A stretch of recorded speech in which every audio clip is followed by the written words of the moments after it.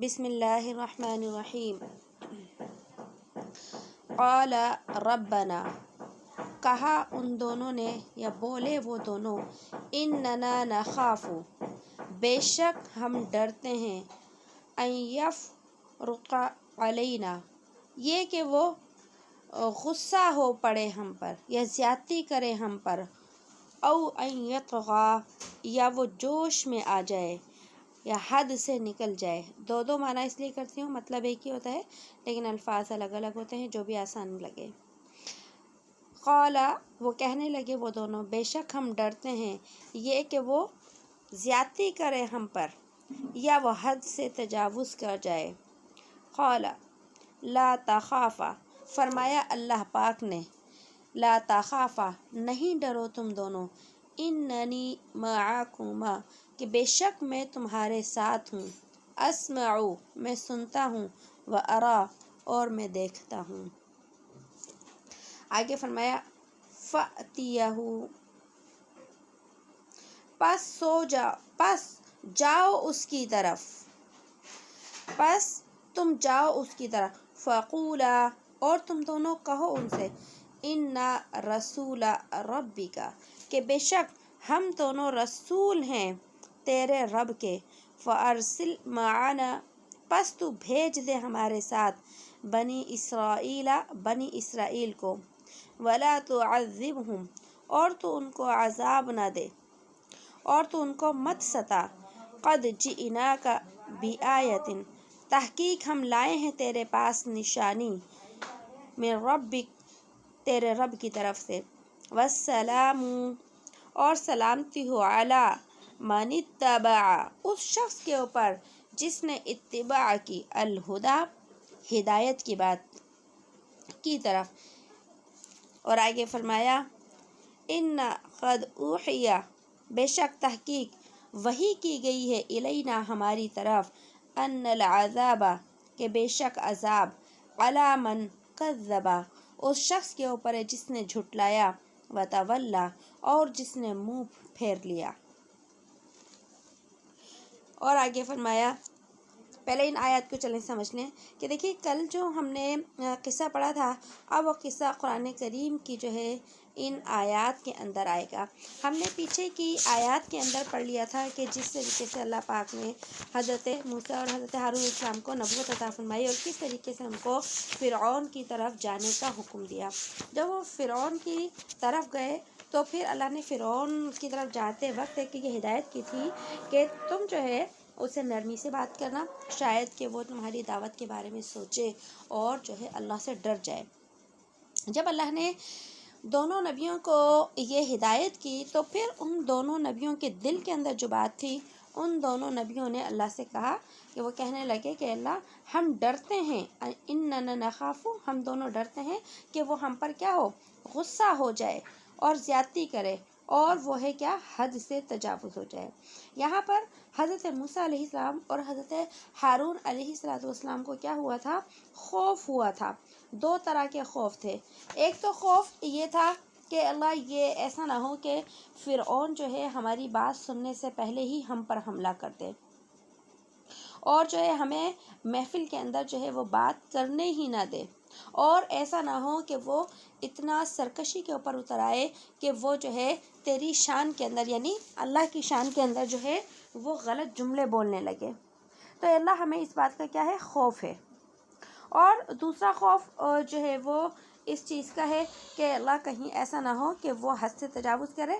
کہ وہ اپنے آپ کو منوانے کے لیے کچھ بھی کرے اور اپنے آپ کو صحیح ثابت کرنے کے لیے جو ہے وہ کچھ بھی کرے۔ اے اللہ ہمیں کیا ہے، اس چیز کا خوف ہے۔ تو جب اپنے خوف کا اظہار جو ہے وہ موسیٰ علیہ السلام نے کیا تو اللہ نے فرمایا قال لا تخافا، اللہ نے فرمایا کہ تم دونوں مت ڈرو، کہ تم تو کیا ہو، نبی ہو، اور میرا وعدہ جو ہے انبیاء کے ساتھ ہوتا ہے، اور میری جو دعوت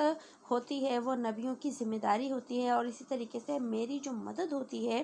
وہ بھی انبیاء علیہ السلام کے ساتھ ہوتی ہے۔ لہٰذا آپ دونوں کو ڈرنے کی ضرورت نہیں ہے، آپ نہ ڈریں، اور کیوں نہیں ڈریں؟ اننی معکما، کہ بے شک کیا ہوں، میں تمہارے ساتھ ہوں، میں ساتھ ہوں، اور اسمع، میں سنتا بھی ہوں سب کچھ، و ارا، اور میں دیکھتا بھی ہوں۔ جب وہ طاقت جو ہر لمحہ ہر آن سب کچھ سن رہی ہے اور سب کچھ دیکھ رہی ہے، اور وہ طاقت پوری کی پوری جو ہے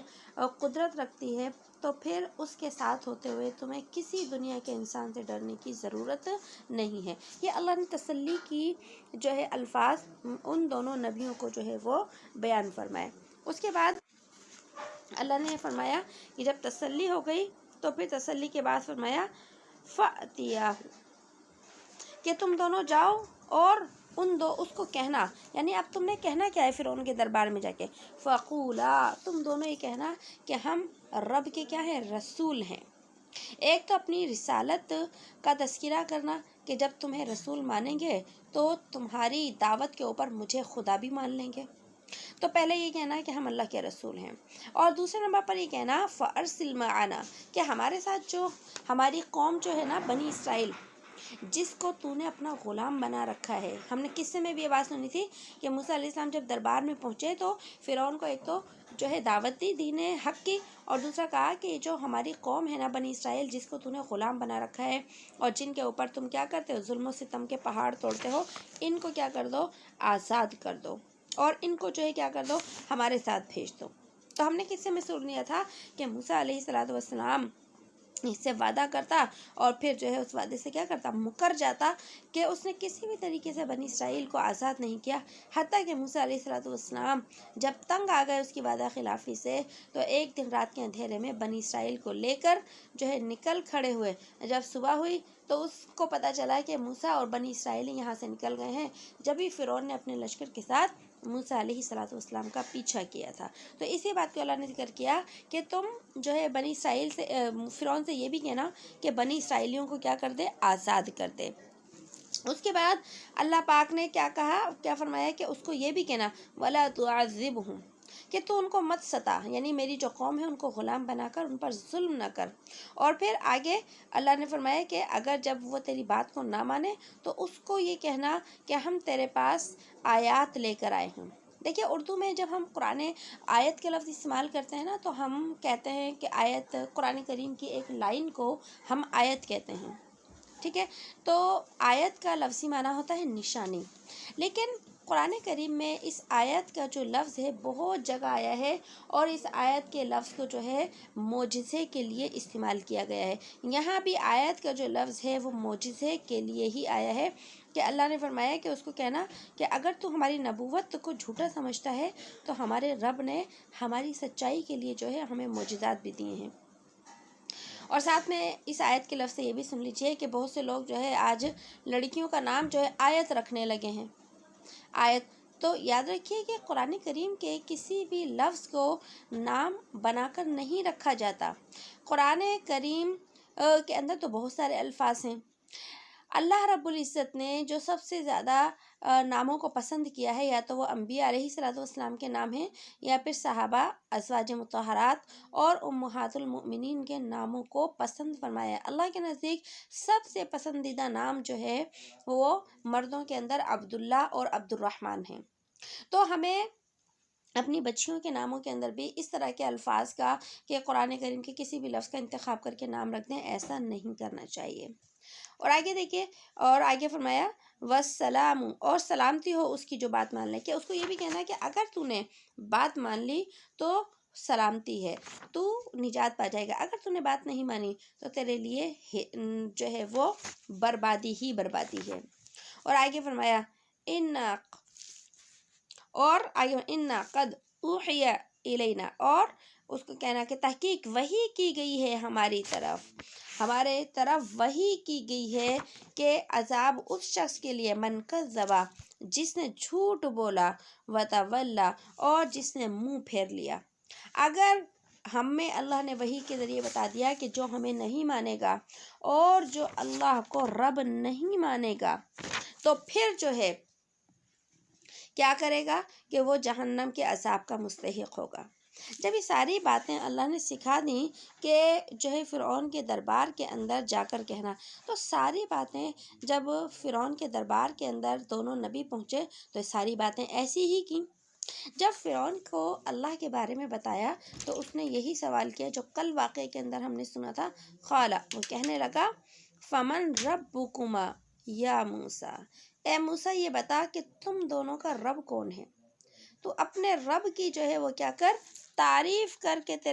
تیرا رب کون ہے، جس رب کی تو دعوت لے کر آیا ہے۔ تو پھر جو ہے موسیٰ علیہ السلام نے اللہ کا تعارف کرایا جو اللہ نے انہیں سکھایا تھا، اور موسیٰ علیہ السلام نے فرمایا، قالا، فرمایا، ربنا، ہمارا رب تو وہ ہے، الذی اعطی کل شیء، کہ جس نے عطا کیا ہے، عطا کیا ہے یا دیا ہے ہر چیز کو، خلقہ، اس کی صورت، ثم ہدا، پھر اس کو راہ سجھائی، اس کو راہ دکھائی۔ تو دیکھیے اب یہاں پر اللہ پاک وایا موسیٰ علیہ السلام نے کس طریقے سے کہ ہم اس رب کے ماننے والے ہیں جس نے ہر چیز کو اس کی صورت عطا کی اور اس کو راہ دکھائی۔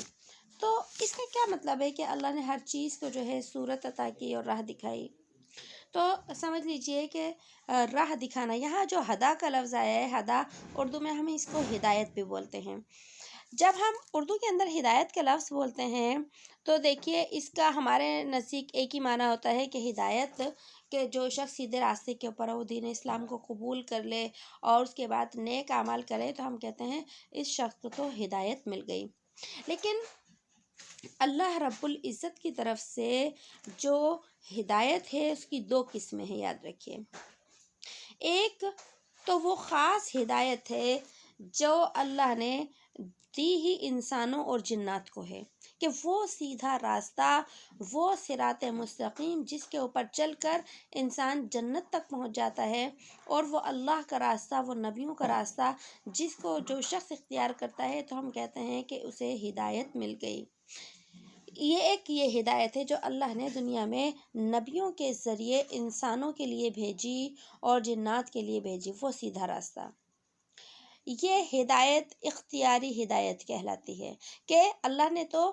وحی کے ذریعے بتا دیا کیا صحیح ہے کیا غلط ہے، اب جو اختیار کر لیتا ہے تو وہ اپنی نجات کا فیصلہ کرا لیتا ہے، اور جو اس کا انکار کر دیتا ہے تو وہ جہنم کا فیصلہ اپنے لیے خود کرا لیتا ہے۔ اسی لیے اس کو اختیاری ہدایت کہتے ہیں۔ جو انبیاء علیہ السلام ہدایت لے کر آئے یہ اختیاری ہدایت تھی۔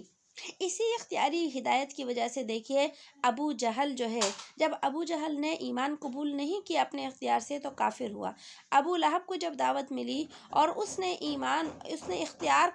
سے ایمان قبول نہیں کیا تو وہ کافر ٹھہرایا۔ لیکن جتنے صحابہ کرام نے دین کی دعوت کو اپنے اختیار سے قبول کر لیا، اللہ نے انہیں دنیا میں بھی کامیاب کر دیا تو آخرت میں بھی کامیاب کر دیا۔ آپ کے سمجھنے کی بات یہ ہے کہ ہدایت کی دو قسمیں ہوتی ہیں۔ پہلی ہدایت میں نے آپ کو بتا دی، وہ ہدایت جو کہ انسان کے لیے کیا ہوتی ہے، اختیاری ہوتی ہے، چاہو تو قبول کر لو اور چاہو تو کیا کر دو، اس کو چھوڑ دو۔ اس کے علاوہ ایک ہدایت ہوتی ہے تکوینی ہدایت کہتے ہیں، اس کو اچھے طریقے سے سمجھ لیں، آسان سی بات ہے، مشکل بات نہیں ہے۔ تکوینی ہدایت کا مطلب کیا ہے کہ اللہ نے انسان اور جنات کے علاوہ کائنات میں جتنی مخلوق پیدا کی ہے، مثلاً آسمان ہے، زمین ہے، بادل ہے، ہوائیں ہیں، آگ ہے، پانی ہے، رزق ہے اور زمین سے نکلنے والا اناج ہے، پرندے ہیں، درندے ہیں، درخت ہیں، پھل پھول پودے یا اونچے اونچے پہاڑ، جتنی بھی مخلوق ہے کائنات کے اندر انسان اور جنات کے علاوہ، اللہ نے ان مخلوقات کے اندر ایک خاص قسم کا شعور عطا کیا ہے۔ یہ پہلے کے اسباق میں بھی یہ بات میں بتا چکی ہوں کہ دنیا کے اندر کوئی بھی چیز بے جان نہیں ہے۔ ہم سمجھتے ہیں کہ دنیا میں فلاں چیز بے جان ہے، فلاں چیز بے جان ہے، لیکن ایسا نہیں ہے۔ ہر جو ہے بے جان نظر آنے والی چیز قرآن کی عقیدے کے مطابق اس میں جان ہے، کیونکہ ہر چیز اللہ کی حمد و ثنا کرتی ہے، اور اللہ نے ہر چیز کو ہدایت کی ہے۔ ہدایت کس طرح کہ اللہ نے جس چیز کو جس کام کے لیے پیدا کیا ہے وہ چیز جب سے بنی ہے اس کام میں لگی ہے۔ مثلا اللہ نے سورج کو بنایا کہ انسانوں کو روشنی دے، تو جب سے اللہ نے سورج کو بنایا، سورج اپنے کام میں لگا ہوا ہے، اور روز طلوع ہوتا ہے اور روز غروب ہوتا ہے، یہ سورج کی ہدایت ہے۔ اللہ نے ہوا کو اس لیے بنایا کہ ہوا کے ذریعے انسانوں کو، جانوروں کو جو ہے وہ آکسیجن ملے، اور انسان اس کے اندر جو ہے وہ سانس لے کر زندہ رہے۔ جب سے یہ ہوا اللہ نے بنائی، یہ کائنات میں چل رہی ہے اور لوگوں کو زندگی دے رہی ہے۔ اللہ نے پانی کو، یہ ہوا کی ہدایت ہے، یعنی ہوا اپنا کام کر رہی ہے۔ اسی طریقے سے اللہ نے پانی کو بنایا اور اس کو ایک کام دیا کہ تو نے انسانوں کی اور جانوروں کی، وہ مخلوقات کی پیاس بجھانی ہے۔ جب انسان پانی پیتا ہے تو اس کی کیا ہوتی ہے؟ پیاس بجھ جاتی ہے۔ اس طرح پانی اپنا کام کر رہا ہے۔ اسی کے ساتھ اللہ نے جو ہے ان درختوں کو اور ان پھل پھول پودوں کے کام لگائے۔ اس طرح یہ جو جانور ہیں، اللہ نے ان کو ایک کام دیا ہے کہ یہ جانور جو ہے، ان کا گوشت ہمارے کام آتا ہے اور ان کا دودھ جو ہے وہ ہمارے کام آتا ہے۔ تو جو دودھ دینے والے جانور ہیں، جن کا انسان کے لیے دودھ حلال ہے اسلام کے اعتبار سے، تو وہ جانور دودھ دیتے ہی رہتے ہیں جب تک کہ ان کی زندگی یا صحت ہوتی ہے۔ تو یہ ساری مخلوقات جو اپنے اپنے کام میں لگی ہیں اور انسانوں کو نفع دے رہی ہیں، تو اللہ نے یہ تعارف دیا، اور موسیٰ علیہ السلام نے یہ تعارف جو ہے فرعون کے دربار میں سنایا کہ دیکھ، تو انسان ہو کر اپنے آپ کو خدا کہتا ہے، لیکن میں جس رب کا ماننے والا ہوں، وہ رب وہ ہے جس نے ہر چیز کو خلقہ، اس کی صورت عطا کی، ہر چیز کو اس نے پیدا بھی کیا اور اس کی مخصوص شکل بنائی، اور اس کو بنانے کے بعد ثم ہدا، پھر اس کی رہنمائی کی، یعنی اس کو اس کے کام کے اندر لگا دیا۔ اور پھر آگے فرمایا قال فما بال القرون الاولی، یہ فرعون کا قول ہے۔ فرعون نے کہا کہ کیا ہوا؟ قال، فرعون بولا، فما بالو، بال کہتے ہیں حال کو، حقیقت کو، پھر کیا حال ہوا؟ القرون الاولی، پہلی جماعتوں کا۔ تو جب یہ سوال کیا تو موسیٰ علیہ السلام نے جواب دیا، قال علمها، کہنے لگی، فرمایا ان کا علم، عند ربی، میرے رب کے پاس ہے، فی کتاب، ایک لکھی ہوئی کتاب میں، لا یضل ربی، نہ ہی میرا رب بہکتا ہے، ولا ینسا، اور نہ ہی میرا رب بھولتا ہے۔ یہاں پر فرعون نے جو ہے کیا سوال کیا تھا حضرت موسیٰ علیہ السلام سے؟ اس چیز کو سن لیجئے کہ یہ حصہ جو ہے ہم نے جو ہے واقعے کے اندر نہیں سنا تھا، یہاں سن لیجئے کہ جب فرعون کے دربار کے اندر موسیٰ علیہ السلام نے دعوت دینا شروع کی، تو فرعون جو ہے اس کے درباری سن رہے تھے، ایک طرف حضرت موسیٰ کی دعوت سن رہے تھے اور ایک طرف فرعون کے جواب سن رہے تھے۔ تو فرعون نے دیکھا کہ یہ تو ہر بات کا جواب جو ہے دے رہے ہیں، اور جو ہے ایسا نہ ہو کہ کہیں یہ غالب آ جائیں اور لوگ، میرے جو دربار کے لوگ ہیں، وہ بھی ان کے اوپر ایمان لے آئیں اور مجھے جو ہے وہ چھوڑ دیں۔ تو فرعون نے یہ سوال کیا موسیٰ علیہ السلام سے، اور کہنے لگا کہ اچھا یہ بتاؤ کہ جو ہم سے پہلے امتیں، یعنی تم سے اور مجھ سے پہلے جو امتیں گزری ہیں اور جو لوگ گزرے ہیں، وہ صحیح تھے یا غلط تھے؟ تم تو یہ کہتے ہو کہ اللہ کے اوپر ایمان لاؤ، رب کے اوپر ایمان لاؤ، مجھے نبی مانو، لیکن جو ہم سے پہلے لوگ تھے وہ بھی اللہ کو نہیں مانتے تھے، تو بتاؤ وہ سب گمراہ تھے، وہ سب غلط تھے، کیا وہ بھی جہنمی تھے؟ تو فرعون نے یہ سوال کیوں کیا تھا؟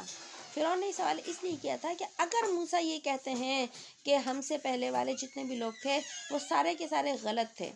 تو میں اپنے درباریوں کو کہوں گا کہ دیکھو، یہ تو تمہیں ہی نہیں غلط کہتا، یہ تو تمہارے باپ داداؤں کو بھی غلط کہتا ہے، جو تم سے پہلے گزر چکے ہیں، یہ کہتا ہے کہ ان سب کو جو ہے وہ سب غلط تھے۔ اس وجہ سے فرعون نے سوال کیا۔ لیکن موسیٰ علیہ السلام تو کیا تھے؟ نبی تھے۔ نبی جو ہوتے ہیں وقت کے، ان کے پاس دنیا میں سب سے زیادہ عقل ہوتی ہے۔ اللہ جو ہے یہ عقل دے کر جو ہے انبیاء علیہ السلام کو دنیا میں بھیجتے ہیں۔ تو موسیٰ علیہ السلام سمجھ گئے کہ اگر میں جو ہے پہلے جو لوگ تھے، جو بت پرست تھے، کافر تھے، اگر میں ان کے بارے میں کہوں گا کہ وہ جہنمی تھے، تھے تو وہ جہنمی، لیکن اگر میں صاف صاف طور پر کہوں گا کہ وہ غلط تھے، گمراہ تھے، جہنمی تھے، تو فرعون جو ہے یہ اپنے درباریوں سے کہے گا کہ دیکھو یہ تو ایسا شخص ہے جو ہمیں نہیں تمہارے باپ داداؤں کو بھی جو ہے وہ کیا کرتا ہے، گمراہ سمجھتا ہے۔ تو موسیٰ علیہ السلام نے، اللہ نے ان کی عقل میں بات ڈالی اور بڑا ایک حکمت والا جواب دیا۔ موسیٰ علیہ السلام نے بڑا عقل مندی کا جواب دیا، اور وہ عقل مندی کا جواب کیا تھا؟ عقل مندی کا جواب یہ تھا کہ سنو، تم جن جو ہے گزرے ہوئے لوگوں کے بارے میں پوچھ رہے ہو تو ان کا علم تو اللہ کے پاس ہے کہ وہ صحیح راستے پر تھے یا وہ غلط راستے پر تھے۔ قال علمها عند ربی، کہ ان کا علم کہاں تھا؟ میرے رب کے پاس تھا، اور میرا رب بھی جو ہے وہ کہاں لکھتا ہے؟ فی کتاب، ایک کتاب کے اندر، یعنی کہ اللہ نے ہر انسان کے نامہ اعمال جو ہیں اس کے ساتھ رکھے ہیں، اور جو انسان جیسا بھی کرتا ہے اس کے نامہ اعمال کے اندر لکھ لیا جاتا ہے۔ کل جب قیامت کا دن ہوگا، ان نامہ اعمال کو جب پیش کیا جائے گا تو پھر فیصلہ ہو جائے گا کہ کون صحیح تھا، کون غلط تھا۔ میں کسی کے صحیح اور غلط ہونے کا فیصلہ نہیں کرتا، یہ صحیح اور غلط ہونے کا فیصلہ اللہ کے پاس ہوگا۔ اور آگے فرمایا کہ نہیں میرا رب جو ہے کیا ہوتا، غلطی کرتا ہے اور نہ ہی وہ بھولتا ہے، یعنی کہ میرا رب کسی سے انصاف کرنے میں غلطی نہیں کرے گا، کہ اگر ہم سے پہلے لوگ اگر صحیح تھے، صحیح راستے پر تھے، تو میرا رب بھولے گا تھوڑی کہ وہ صحیح راستے پر تھے یا غلط راستے پر، اور جو ہے ان کے ساتھ انصاف کے ساتھ فیصلہ ہوگا۔ لہٰذا ان لوگوں کی فکر کرنے کے بجائے اپنی کیا کرو، فکر کرو۔ یہ جواب حضرت موسیٰ علیہ السلام نے دیا۔ اس کے بعد پھر حضرت موسیٰ علیہ السلام نے کیا کیا، اس کو جو ہے اور باتیں جو ہیں وہ بیان کی، اور جس سے اللہ رب العزت کی وحدانیت کو، اس کی طاقت کو اور اس کی قدرت کو بیان کیا گیا۔ اب موسیٰ علیہ السلام نے کیا فرمایا؟ الذی، وہ اللہ جس نے بنایا تمہارے لیے، الارض مہدا، زمین کو بچھونا، وسلک لکم، اور چلائیں تمہارے لیے اس میں، فیہا سبولا، چلائیں تمہارے لیے اس میں راہیں اور راستے، وانزل من السماء، اور اتارا اس نے آسمان سے، ماء، پانی، فاخرجنا به، پھر نکالی ہم نے اس میں سے، ازواجن،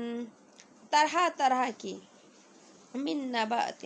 طرح طرح سبزیاں، شتیٰ، طرح طرح کی، پھر نکالی ہم نے اس میں سے جوڑے سبزیوں کے طرح طرح کے، کلو ورعو، اور فرمایا کلو، کھاؤ، ورعو، اور چراؤ، انعامکم، اپنے چوپایوں کو، ان فی ذالک لآیات، کہ بے شک اس میں نشانیاں ہیں، لأولی النہی، عقل رکھنے والوں کے لیے۔ اب موسیٰ علیہ السلام نے فرمایا کہ دیکھو تم یہی پوچھتے ہو نا، انہوں نے یہی سوال کیا تھا نا کہ تم دونوں کا رب کون ہے، ذرا رب کی تعریف تو بتاؤ، رب کا تعارف تو کراؤ۔ اب موسیٰ علیہ السلام نے پھر اللہ کا تعارف کرایا کہ سنو، جس رب کی ہم دعوت لے کر آئے ہیں، جس رب کا ہم پیغام لے کر آئے ہیں، جس رب کی خدائی کا اعلان لے کر آئے ہیں، وہ رب کون ہے؟ جو آسمان سے پانی اتارتا ہے اور زمین سے اس نے طرح طرح کی کیا نکالی ہیں، سبزیاں نکالی ہیں۔ اب دیکھیں یہاں پر اللہ نے فرمایا کہ شتیٰ، طرح طرح کی نباتات نکالی، طرح طرح کی شتیٰ، یعنی کہ مختلف قسم کی جو ہے وہ اس نے سبزیاں اگائی ہیں۔ نباتات زمین سے اگنے والی ہر چیز کو کہتے ہیں۔ اب زمین سے اگنے والی چیزیں جو ہیں وہ پھل بھی ہوتے ہیں، وہ بھی نباتات ہیں، اناج غلہ جو ہوتا ہے وہ بھی نباتات ہیں، اور پھول جو ہیں وہ بھی نباتات ہیں، اسی طرح جڑی بوٹیاں جو کہ دواؤں کے اندر استعمال ہوتی ہیں، وہ سب کی سب جو ہیں نباتات کے اندر شامل ہے۔ اللہ رب العزت نے یہاں شتیٰ کا لفظ کیوں بیان فرمایا؟ اللہ نے اس لفظ کو اس لیے بیان فرمایا کہ اللہ نے اپنی دنیا کے اندر نباتات کی، یعنی زمین سے اگنے والی چیزوں کی اتنی بے شمار قسمیں بنائی ہیں کہ ان قسموں کا انسان جو ہے احاطہ نہیں کر سکتا، کہ سارے کے سارے پھل، پھول، پودے، درختوں کے بارے میں وہ جان لے۔ ایسا نہیں ہو سکتا، کیونکہ اتنی بڑی مقدار و تعداد میں اللہ نے پوری دنیا کے اندر یہ چیزیں اگائی ہیں۔ اور پھر ہم دیکھتے ہیں دنیا کے اندر کسی ملک کے اندر کوئی چیز اگتی ہے، کسی علاقے میں، کسی خطے میں کوئی چیز اگتی ہے، کسی دوسرے علاقے اور خطے میں کوئی دوسری چیز اگتی ہے۔ پوری دنیا کے اندر ایک جیسی چیزیں، ایک جیسے پھل، ایک جیسی صفات کی چیزیں نہیں اگتی، ایک جیسے رنگوں کی چیزیں اور ایک جیسے ذائقوں کی چیزیں نہیں اگتی۔ یہ سارا ہمیں اسی شتا کے لفظ سے پتہ چلتا ہے کہ اللہ نے دنیا میں جتنی بھی جڑی بوٹیاں، پھل، پھول اور اس کے ساتھ ساتھ جو ہے وہ اناج اور غلہ رکھا ہے، حتیٰ کہ اللہ نے جو درخت بنائے ہیں ان درختوں کی چھال کے اندر بھی اللہ نے ایسی ایسی خاصیتیں رکھی ہیں کہ اس وقت دنیا کے جو ڈاکٹر ہیں اور علم طب کے جو ماہرین ہیں وہ اس وقت بھی حیران ہیں۔ اس وقت سائنس اور میڈیکل کا علم جو ہے اپنی ترقی میں عروج کے اوپر ہے، لیکن اس کے باوجود بھی دنیا کے جو ماہرین ہیں، سائنٹسٹ ہیں، ڈاکٹرز ہیں، وہ آج بھی حیران ہیں کہ ہم نے ان چیزوں کے اوپر، درخت، پھل، پھول، پودے، ان کے اوپر ہزاروں سال سے تحقیقات اور ریسرچ کا جو ہے وہ سلسلہ جاری ہے، لیکن اس کے باوجود یہ ڈاکٹر یا ماہرین یہ کہتے ہیں کہ اب تک جتنی بھی نباتات کے بارے میں جو ریسرچ ہوئی ہے یہ مکمل نہیں ہے، بلکہ یہ بہت ساری ایسی چیزیں ہیں جو ہم سے اب بھی چھپی ہوئی ہیں۔ پتہ چلا کہ اللہ نے ان زمین سے اگنے والی، چاہے وہ پھل پھول پودے ہوں اور اناج ہو، چاہے وہ جنگلی گھاس ہو، چاہے ہمیں نظر آنے والی ایسی چیزیں ہوں جن کا دنیا میں کوئی بھی بظاہر فائدہ نہیں ہوتا۔ دیکھیے ہم جب سفر کر رہے ہوتے ہیں ہمیں راستے میں ارد گرد میں اگتی بھی بہت سی چیزیں نظر آتی ہیں۔ پہاڑی علاقوں میں چلے جائیں تو کچھ اور اگتا ہے، میدانی علاقوں کے اندر جائیں تو کچھ اور اگتا ہے، کہیں پر ہمیں کانٹے ہی کانٹے نظر آتے ہیں، کہیں ہمیں جھاڑیاں ہی جھاڑیاں نظر آتی ہیں، لیکن یہ کوئی بھی چیز انسان کے نفع سے خالی نہیں ہے۔ یہ جتنی بھی چیزیں اللہ نے بنائی ہیں زمین سے اگنے والی، یا تو وہ انسان کی خوراک ہیں یا انسان کی دوا کا جو ہے وہ دوا ان سے بنتی ہے۔ اسی طریقے سے بہت ساری ایسی چیزیں ہیں جو کہ جانوروں کی خوراک ہیں، یا ان میں اللہ نے پالتو جانوروں اور جنگلی جانوروں کی یا تو غذا رکھی ہوتی ہے یا پھر دوا رکھی ہوتی ہے۔ اسی طرح اللہ نے ان زمین سے اگنے والی جو یہ نباتات ہے اس کی لکڑی کے اندر انسانوں کے لیے بہت نفع رکھے ہیں کہ انسان اس سے مکان بناتا ہے، فرنیچر بناتا ہے، اس کو جلانے کا کام لیتا ہے، بے شمار طریقے سے انسان جو ہے لکڑی کو کیا کرتا ہے، استعمال کرتا ہے۔ اس لیے اللہ نے فرمایا کہ میں نے زمین سے اگنے والی چیزوں کی بے شمار قسمیں بنائی ہیں۔ ترمذی شریف کی روایت کے اندر آتا ہے کہ حضرت سلیمان علیہ السلام جن کو اللہ نے ایک عظیم الشان جو ہے سلطنت اور بادشاہت عطا فرمائی تھی، تو جب حضرت سلیمان علیہ السلام جو ہے کسی درخت کو یا کسی جھاڑی کو یا کسی بھی چیز کو دیکھتے تو 2 رکعت نماز پڑھتے اور پھر اللہ رب العزت سے دعا کرتے کہ اللہ مجھ پر اس کا علم کھول دیجئے کہ اس درخت، اس پھل، اس پودے، اس جو ہے زمین سے اگنے والی چیز کے اندر تو نے انسان کے لیے کیا نفع رکھے ہیں۔ جب حضرت سلیمان علیہ السلام یہ دعا کرتے تو اللہ پاک وحی کے ذریعے جو ہے حضرت سلیمان علیہ السلام کے اوپر اس کا جو ہے وہ علم کھول دیتے تھے، اور آتا ہے کہ اس کے بعد سے جو ہے علم طب کو دنیا کے اندر فروغ ملا، اور آج علم طب یعنی میڈیکل کا جو علم ہے اپنی ترقی کے اوپر، عروج کے اوپر ہے۔ تو گویا کہ یہ جو آج میڈیکل کا جو فن ہے، علم طب ہے، اس کی بنیاد وحی الہی ہے۔ دنیا کے اندر جو انسان کی ضروریات کا علم ہے اللہ نے اس کو بھی وحی کے ذریعے انسانوں کو سکھایا ہے۔ جس طرح اللہ نے دین کا علم وحی کے ذریعے عطا کیا، اسی طریقے سے اللہ نے دنیا کی ضروریات کا علم جو ہے وہ بھی اپنے نبیوں کو وحی کے ذریعے عطا کیا۔ جیسے کہ کھیتی باڑی کا جو علم اللہ نے دنیا میں اتارا، کس طریقے سے زمین کے اندر کھیتی باڑی کی جائے گی، اللہ نے یہ علم سیدنا آدم علیہ السلام کو دیا۔ اور اسی طرح دنیا کے اندر پانی میں سفر کرنے کے لیے کشتی کی ضرورت ہوتی تھی، تو اللہ نے اس کشتی بنانے کا جو ہنر تھا اور علم تھا وحی کے ذریعے حضرت نوح علیہ السلام کو عطا کیا۔ اسی طریقے سے اللہ نے وحی الہی کے ذریعے علم طب کا جو علم تھا حضرت سلیمان علیہ السلام کو عطا کیا، اور اس کے ساتھ ساتھ جو ہے کپڑے سینے کا جو علم ہے اللہ نے حضرت ادریس علیہ السلام کو عطا کیا۔ اسی طرح اور بھی دنیا کے وہ علم جس کا انسان کی زندگی سے گہرا تعلق ہے، یہ سب وحی الہی کے ذریعے جو ہے انسان کو سکھایا گیا۔ تو پھر اللہ کی اسی تعارف کو جو ہے حضرت موسیٰ علیہ السلام نے فرعون کے سامنے بیان کیا۔ جب فرعون کے سامنے بیان کیا تو فرعون تو ماننے والا ہی نہیں تھا۔ آگے کیا فرمایا؟ کلو، کھاؤ، ورعو انعامکم، کہ تم بھی کھاؤ اور چراؤ اپنے چوپایوں کو، کہ یہ زمین سے اگنے والی چیزیں تمہارے لیے بھی فائدہ مند ہے اور تمہارے جانوروں کے لیے۔ آج دیکھ لی جانور سارے کیا کھاتے، گھاس کھاتے ہیں، پودے کسی بھی شکل میں کھاتے ہیں۔ اللہ نے اس کو قرآن میں بیان فرما دیا، اور آگے فرمایا ان فی ذالک، کہ بے شک اس میں نشانیاں ہیں، لأولی النہی، کس کے لیے؟ عقل رکھنے والوں کے لیے، کہ کائنات کے اندر پھیلی ہوئی چیزوں سے نشانیاں دیکھ کر اللہ کی طاقت کے اوپر ایمان لانا ہر انسان کا کام نہیں ہے۔ جو عقل رکھتا ہوگا اور اپنی عقل کو استعمال بھی کرتا ہوگا تو وہی شخص اللہ کو پہچان سکتا ہے۔ عقل کا ہونا دیکھیے ایک الگ چیز ہے، اور عقل کو صحیح استعمال کرنا یہ ایک الگ چیز ہوتا ہے۔ تو عقل کا تعلق جو ہے وہ انسان کی زندگی سے گہرا ہے، اس لیے فرمایا کہ میری قدرت کی نشانیاں تو بہت سارے لوگ دیکھتے ہیں کائنات میں، لیکن اس سے سبق اور نصیحت صرف عقل مند لوگ ہی حاصل کرتے ہیں۔ اس کے بعد فرمایا منہا خلقناکم، کہ اس کو یہ دعوت دینا، منہا خلقناکم، اسی زمین سے، منہا اسی زمین سے، خلقناکم ہم نے پیدا کیا تم کو، وفیہا نعیدکم اور اسی زمین میں لوٹا دیں گے ہم تم کو، ومنہا نخرجکم اور اسی زمین میں سے نکالیں گے ہم تم کو، تارۃ اخری دوسری بار بھی۔ اب اللہ نے بتا دیا کہ سنو انسان کی اصل کیا ہے، کہ اللہ نے انسان کو جو ہے، چاہے وہ فرعون ہو، چاہے آدم علیہ السلام سے لے کر قیامت تک کے آنے والے انسان ہو، اللہ نے فرمایا کہ ہم نے تمہیں زمین سے پیدا کیا ہے۔ اب دیکھیے آدم علیہ السلام کے متعلق ہم پڑھ کر آ چکے ہیں کہ آدم علیہ السلام کو اللہ نے جو ہے وہ مٹی سے پیدا کیا،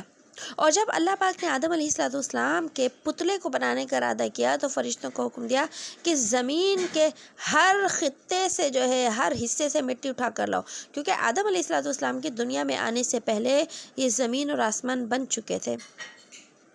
تو فرشتے سے اللہ نے جو ہے پوری دنیا کے مختلف جگہ جگہ کے حصوں سے جو ہے وہ مٹی منگائی، اور آدم علیہ السلام کا جو ہے اللہ نے پتلا بنایا اپنے دست مبارک سے، اپنے دست قدرت سے بنایا۔ آدم علیہ السلام کی جو پتلے کے اندر زمین کے مختلف حصوں کی مٹی شامل کی گئی، اسی وجہ سے پوری دنیا کے اندر اولاد آدم پھیلی ہوئی ہے، یہ اسی کی وجہ ہے۔ اور اسی کے ساتھ ساتھ یہ اس جگہ جگہ کی جو مٹی جمع کی گئی تھی، اسی وجہ سے آج دنیا میں اولاد آدم کی زبانیں جو ہیں وہ الگ الگ ہیں۔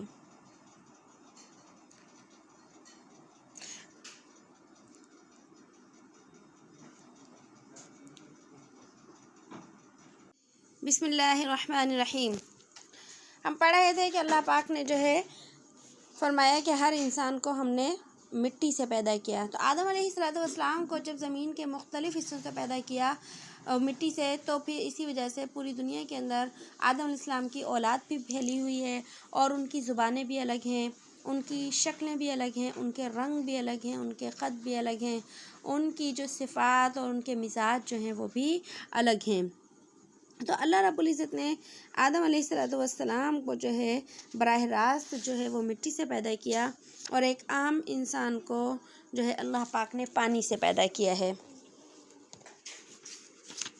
اسی لیے فرمایا کہ جب ہم انسان کو مٹی سے پیدا کریں گے تو پھر اسی مٹی کے اندر لوٹا دیں گے۔ مٹی کے اندر لوٹانے کا مطلب کیا ہے کہ انسان کو واپس جب مرنے کے بعد مٹی کے اندر دفن کر دیا جاتا ہے، اور پھر